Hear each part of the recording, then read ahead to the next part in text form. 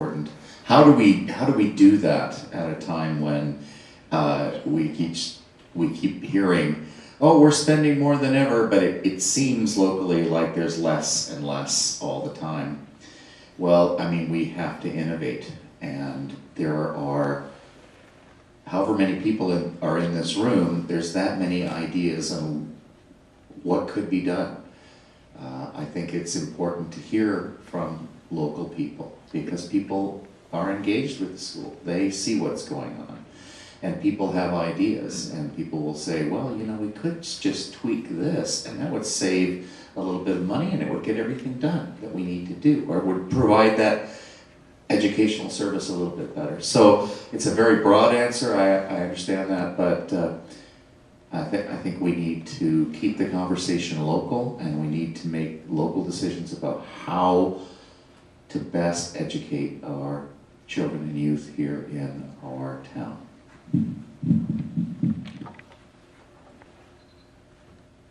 Back to the candidates for mayor. Same question for all three. We'll start with Rick, then Loran, then Jean.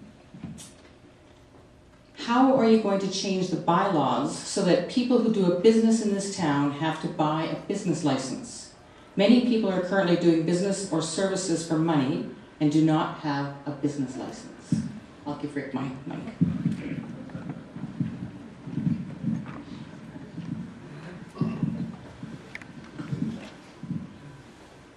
We are, keep it way over there.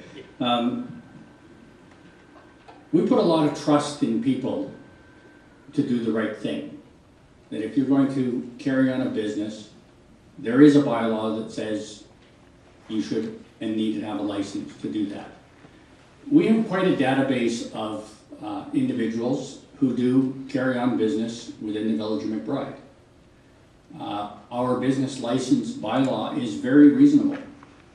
I think if you're a home-based business, a small home-based business, it's $25. Home-based business is $50.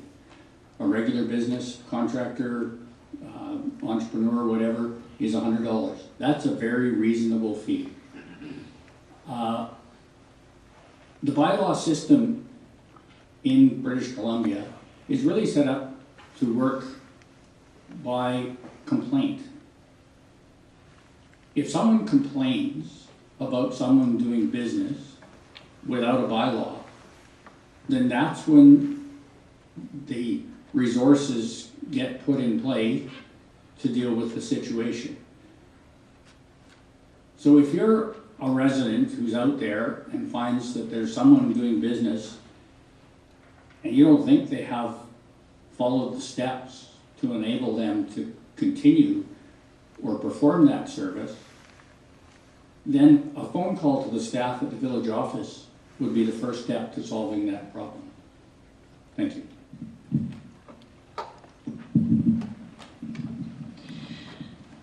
It's not a matter of changing the bylaws. It's a matter of enforcement.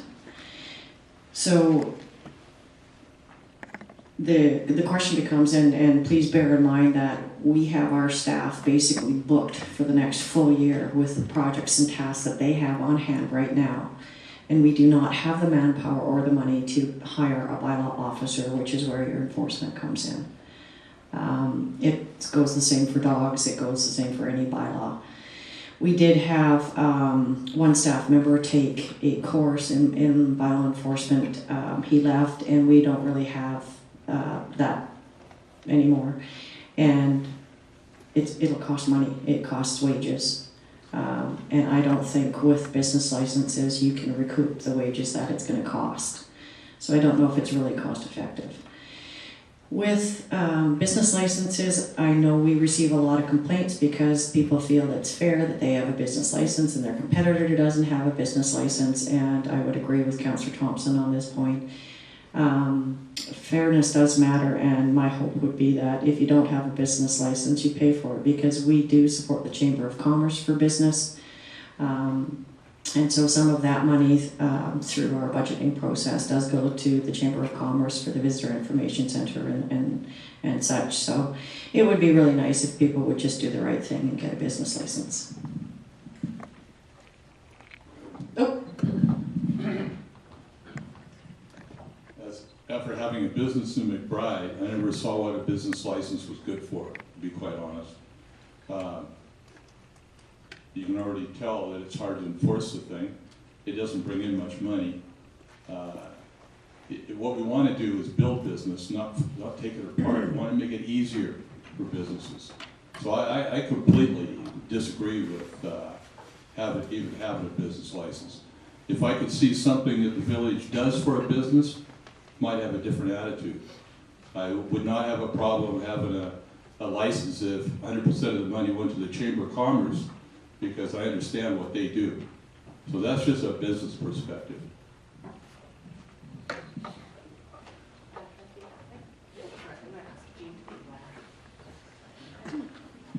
I have a question here just for Loran. It says, before you became mayor, there was approximately $800,000 in surplus. What is in there now and where did it go? I'm not sure what's in our surplus now. Where did it go? We had a washout, as many of you know, of the Lagoon Road, where our main sewer trunk was left hanging over two fish-bearing streams, in which we had to call in an environmental monitor and work with engineers and stuff. It was unfortunate that nobody looked at the culvert in the lagoon thing, and it failed. It was at the end of its life. It cost us $285,000 for that one thing. The other where the surplus is going has been for 5 years. We have 2 more years left in it. It started in 2016. To build the lagoon, we took out a $250,000 grant, which is it's not really a loan, but it's a grant that you have to pay back. And so every year for 5 years, $90,000 of that goes back to pay for the lagoon project itself. So those are some of the things where the surplus has gone. I can't recall anything else off the top of my head. Great, we're going to go back to Ben and Danielle. So I will give Ben my mic and then you could use that one, Danielle. The question is the same with a little bit of a change, because part of it's directed directly to you, Ben, and then Danielle will take the same second half of the question.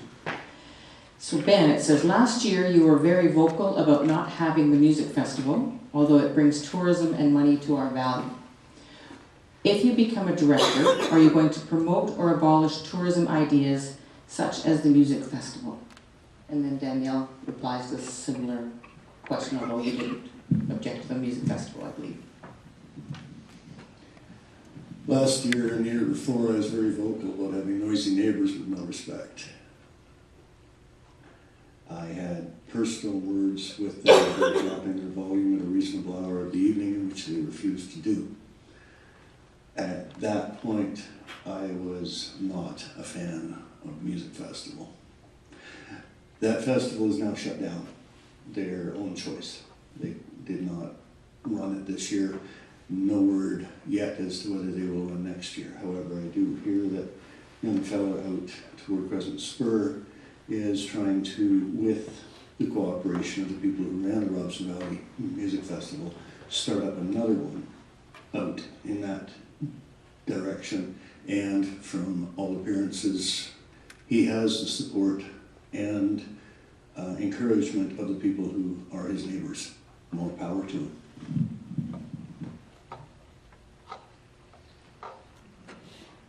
Quite frankly, I supported the music festival and provided some support for them to have first aid on hand to make sure that it was safe.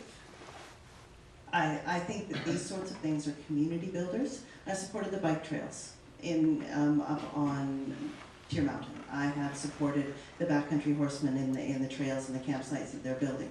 I continue to support activities that promote and enhance tourism opportunities, but not just for tourism, because although that's an important economic driver, but it's also for quality of life for our residents. You know, it's fun. It's something that we can be proud of. It showcases local talent, local abilities, and increases our quality of life. So absolutely, I support community endeavors that do that.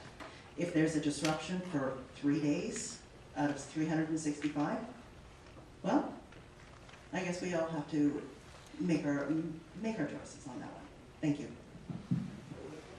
Yeah, very quickly, Ben can follow. Just want to follow up on that. The 3-day disruption out of 365 was one of the things that was brought up to me by the organizers of the music festival. Basically, get over it, it's only for one weekend out of the year. Whereupon I turned around and said, yeah, you explain that to my clients when I can't get a decent night's sleep to show up for work on your house tomorrow. It's not, to me, a matter of, do I support the festival, do I not? We would be really boring people if we didn't have cultural events, you know, no matter what they are. But we have to have them in a way that we're not pissing off the guy next door with it. That's no way to run a railroad. Back to candidates for mayor. Same question for all three. It'll go Jean, Loren, and then Rick. A bit of a long question, so I will read it. The position of mayor requires demonstration of strong and capable leadership. This is of significant importance to our community now, struggling to remain economically viable. Please cite examples of your local leadership in groups such as MCFC, Roundhouse, tourism, or others that demonstrate your competence for this position.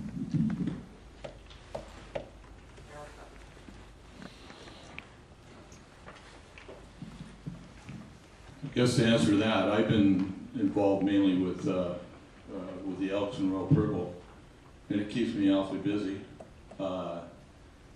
We've been very successful. I'm the leader of the Elks. The Royal Purple has a person, and we've learned to work together as a team. And as a team, we get a lot done. Now we have some really good people, but if you take good people and you don't pull them together, what do you have? And, you know, and that's what I see in the community right now. So I couldn't agree more that leadership's a big deal. I just elected to be with the Elks and Royal Purple. It isn't only to do and work with people or you know, children and people that are needy. It's part of the whole social atmosphere that you have with them. I've had a chance to meet people and work with them that I would never even know. It doesn't matter what your work is, what your political orientation is, or anything else. We're all there for the same cause, and we work together the hardest we can to accomplish all that. And I believe very strongly that that is exactly what is missing in McBride right now. That, and you add the other part of it, and that's the economic and understanding that and knowing what businesses you can approach and how to approach them. There's all kinds of opportunities here. The Elks are an easier thing in Royal Purple just because the people have been together for a long time, and it's really easy to be the leader of a group that has the exceptional people that they have.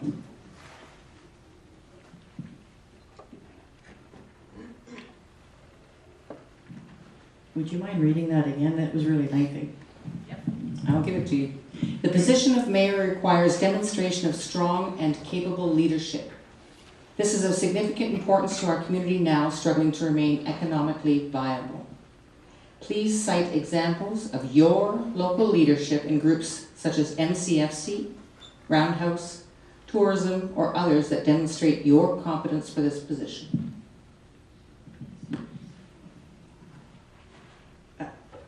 Being a strong and capable leader is part of the job, and sometimes you need to lead and other times you need to follow. The one thing that I have learned in the last 4 years is one person cannot do it themselves. Not the mayor, not council, not staff, not just the community. Part of being mayor is actually making sure you do your due diligence. So with MCFC, I was not compliant. I was not complicit, nor did I condone any actions. I took action to make processes fair, to make them open, to create higher standards. The one thing that's different about me than most everybody on the stage is I've only been in the community for 12 years. So I see McBride differently.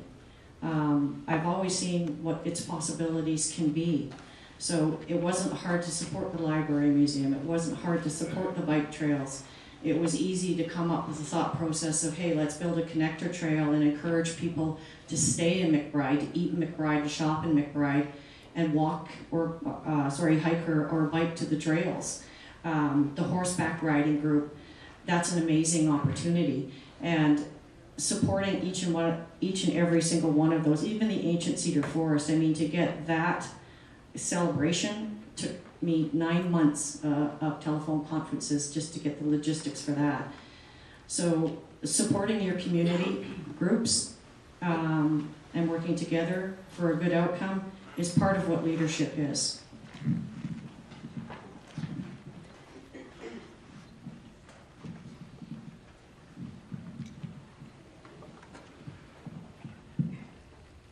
I'm just thinking back to some of the many groups that I've been on that provide me with the learnings that will help me move forward as your mayor. My 15 plus years on council have provided me with excellent leadership skills and learnings that will help me fulfill the role as mayor. I was instrumental in getting the Robson Valley Mountain Bike Association their funding for their original master plan. I handed the plan over to Ingrid Stengler and company, or them, to put it together, and that $10,000 grant multiplied through several other rural dividend grants to create what they're doing up there right now. They just hosted their Redneck Bike Run Festival, well run by some young people. Megan Taphorn Ryan was instrumental in making that a success up on the mountain. As Mayor Martin has indicated, the ancient forest celebration that was worked upon. I was on that committee also, working with committee members. Sheila Foster was very instrumental in getting all of the artists and musicians up there, and it was a huge success, and we'd like to see that kind of thing going on in the future. Roundhouse Theatre, years of Johnny Reed, we loved it. Another thing where leadership is very important was that I was appointed to a 13-member board, the Rural Advisory Council, which was instrumental in setting up the Rural Dividend Program in British Columbia that is funding many of the opportunities that people are talking about today. I'm very proud of being on that board, on that council, and it's provided me with excellent skills moving forward for the mayor's position. Thank you. Thanks. Danielle, I have a question just for you. If you could pass that back to her. I'll wait till you have it. It says, the past Area H director was working on improving cell service and internet service in outlying areas. What have you done to continue this work? Oh, we've supported and written letters of support for last mile internet service for providers like Monashee. This is something that we're incredibly passionate about. We are advocating, lobbying, helping with funding applications, providing resolutions of support for them. We're thrilled to see the federal and provincial governments throwing some money into the coffers, and those are administered by NDIT. So we have worked with Monashee to access those funds. So we desperately need that kind of internet access to attract businesses here who depend on it. And that's a whole new industry where people can work from anywhere, and they choose to live here. So creating those lifestyle opportunities too are incredibly important. So yes, we're continuing to advocate, we're continuing to build. I think there's going to be a new cell phone tower at Mount Robson, because that's an incredibly dangerous area not to have communications. And we are constantly advocating for improved service in the rural areas. I realize in the municipalities it's not that big of an issue, but for those of us who live outside the municipality, it's a huge issue. So, thank you. Mike, one more time for Danielle and Ben.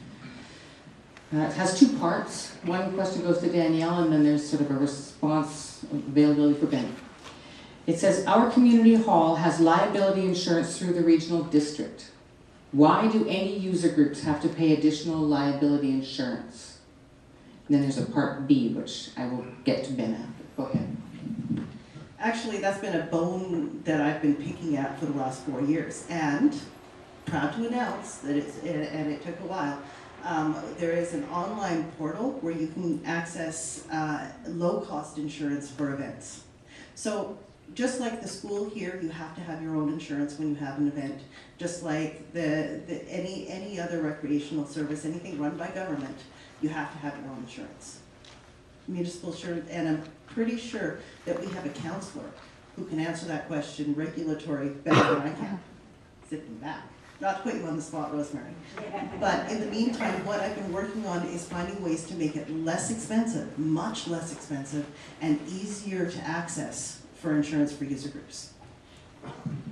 So this may be redundant for Ben, but we'll give it to you anyways. Would you be in favor of taking this to regional district to change this practice of liability insurance, thereby making the rent of the community hall more affordable? I would have to look at why it's structured the way it is right now. I don't know.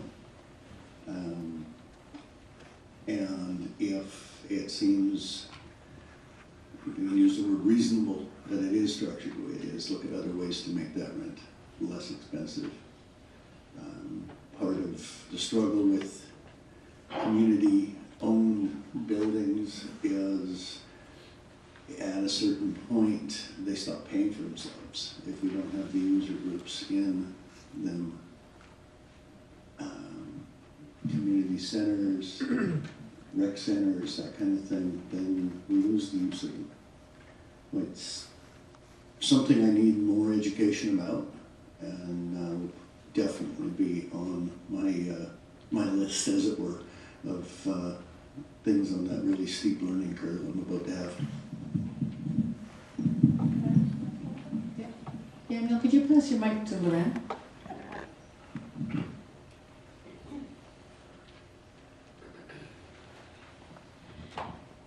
Because I sit on the community foundation, and insurance costs are always a huge thing. That's why I want to respond to this one. Insurance is so expensive, it actually has become cost prohibitive, and for any type of event, it's not just the community hall. So what we did at the village of McBride was we signed up for a municipal insurance association. It's called the Users Facility Portal. And you can go online, I can put it on my Facebook page, I think it's eventsbc.com, and you can actually get insurance at a far lower rate. And this was something that was put forward by the mayors, just because insurance, private insurance was getting so cost prohibitive that it was actually affecting our economic development. We couldn't hold events. I think one time I was quoted that the Elks had to pay $900 in insurance or $1,000 in insurance. And so once this portal was up, the municipality has the option to sign up on it, and then people could go online. It's far cheaper, and it tells you typically what your municipality would like, and then once you purchase it, and I did go on and do quotes and stuff like that, so I do know it works, then you can it actually sends notification to the municipality that the requirement of having insurance has been met. And that's the same thing that I've got the regional district to sign on to. Great, it's good information. Maybe the big beast will get used a little bit more. Okay, so we're well past 8:35. It's about 8:37 by my phone. So we're going to tie things up. We're going to do the 3 minute, I know, blah, blah, blah. 3 minute wrap up for each of the reps that are up here, each of the candidates that are up here. We're going to go from this end to that end. So we will start with Ben. You will have the same 3 minutes for your closing statements, and we'll work towards Danielle.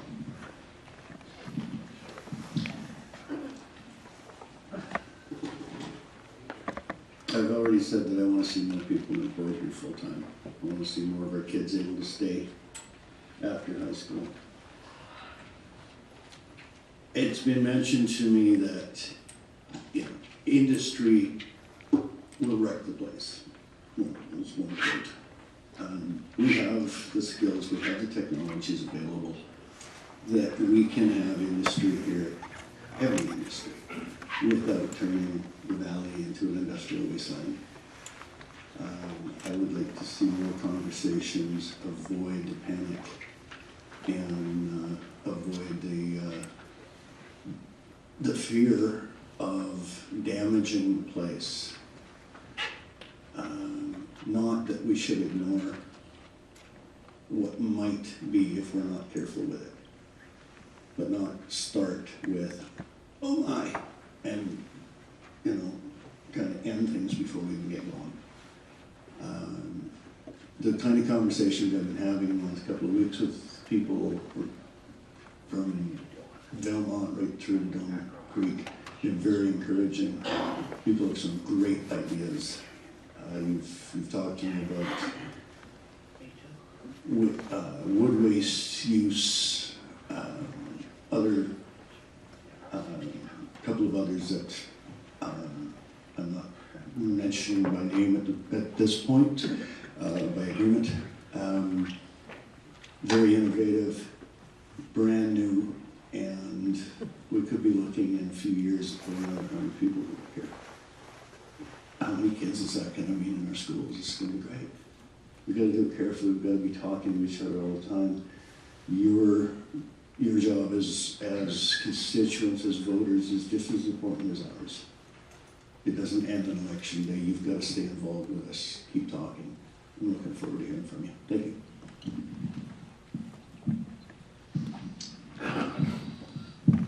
So, if I'm elected, what I can promise you is that I will put my whole mind, heart, and soul into representing you. I am passionate about our valley and McBride and all of the communities here, and the education process. If you don't have well-educated people, you don't have citizens who can make informed decisions. So I think it all starts when people get their education. So I will work really hard. So if you find it in your heart to support me, I thank you in advance, and I just want to serve our community.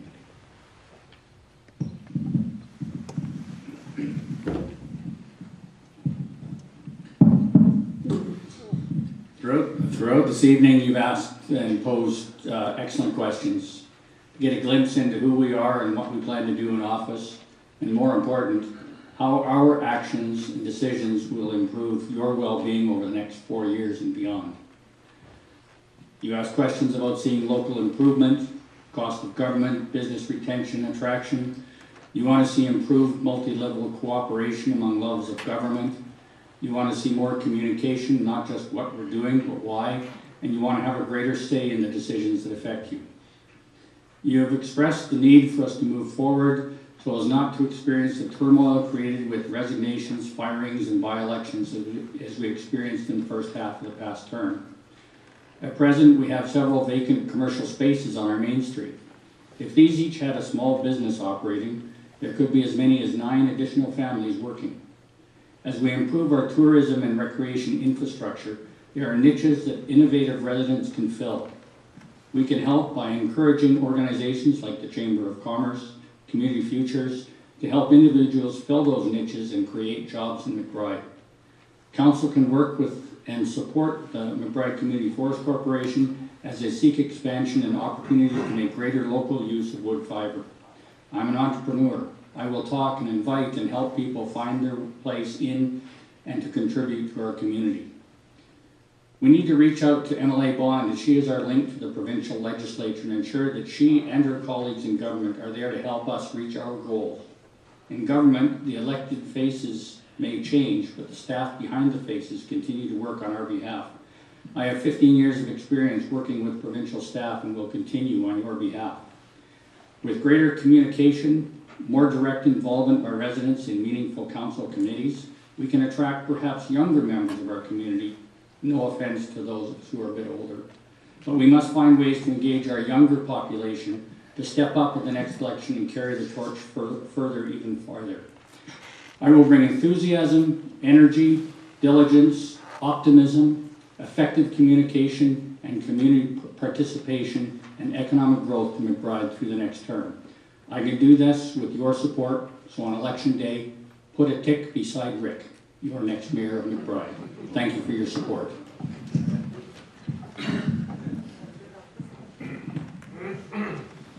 You know, it's been a really an honor to serve this community over the last 4 years, and I will tell you straight up, being a mayor is difficult, and sometimes you have to make hard choices.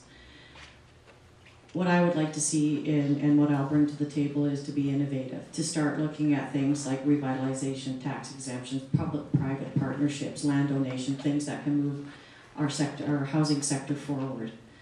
I'll continue to work with tourism because, in all honesty, it is low-hanging fruit in our valley, and right now the funding is there for it, just as the funding will be for housing really quickly. I work hard. Actually, anybody that knows me will tell you that that's all I do is work. But I do that because I believe in this community, and even when there's really tough choices to be made, and some of them aren't nice to make, you put your community first and you act in the best interest of your community in every single decision that you make. I plan to continue this and to continue to move the community in the direction it needs to go, and I believe we're on the right path, and I believe we have the talent, and I believe that we have just scratched the surface of where we need to go into the future. And maybe someday our kids will be able to come back and have more kids. Actually, I think we have a lot of kids, because if you've ever been to a community event, the young ones are reproducing really well. So hopefully they'll fill our schools, and then in the meantime, we will be able to create economic development and diversification so that they come back, they can have jobs and careers, have more children, and raise their families here. That's my hope.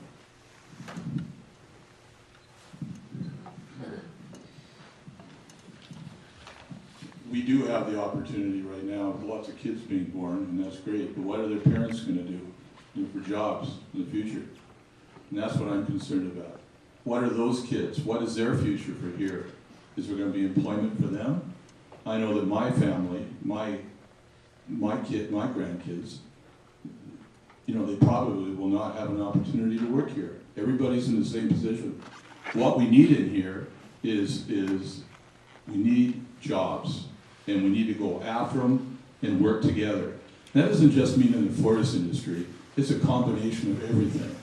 And when you talk about the changes that were made with the community forest, the changes, and they brought Blackwell and other people in, I thought that was fine to start with. I disagreed with the fact that they stayed here for so long. There's no question in my mind, after being in there this last year, they were not operational and did not know how to make a lot of the operational decisions. Now, the process, this year, we're making money, and I think at the end of September, we're probably about $500,000 ahead. That compares to $700,000 loss the 3 previous years. But it was a combination. This was all set in place by changing the board, taking it away from just having councilmen, and bringing people and put them on the board that had woods knowledge and industry knowledge. So I went in there when the whole thing was set up. The board is the one that did the hard thing. I just made a few changes to complement what they were already doing. So you guys, everybody in here owes a lot to that board of directors that you have with the community forest. They made the right decision to bring me in. There's other people that could have done it here, but that was a good decision. But they're the ones that's, you know, put us through to where we're at right now. And that's what has to happen with industry here. You need leadership at the top of McBride that can get you the type of businesses in here that you need and show you how to do it and to make the right decisions. If you don't have that, a lot of these other things you're trying to accomplish, they're just plain not going to work. Now, another thing is McBride is not just McBride, the village. McBride is the entire community. The entire community looks to McBride to do these things. And then we come in and we call it a community forest. It is a community forest. So it's the most important thing that we have to do is to get leadership that knows how to make the right decisions, knows how to get industry back here, and as far as I'm concerned, knows how to treat people the right way. Thank you.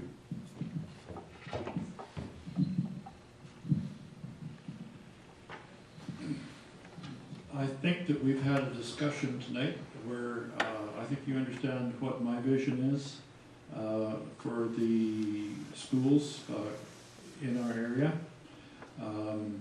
I think that, I mean, if you choose to have Bob do the job, he'll do a great job. I think I might have a bit more experience. I've been in the system, and if you think that counts for me, then you should vote for me. If you think that it counts against me, then your best bet is to go with Bob. So I really don't want to keep you here any longer than, unless you want me to keep going.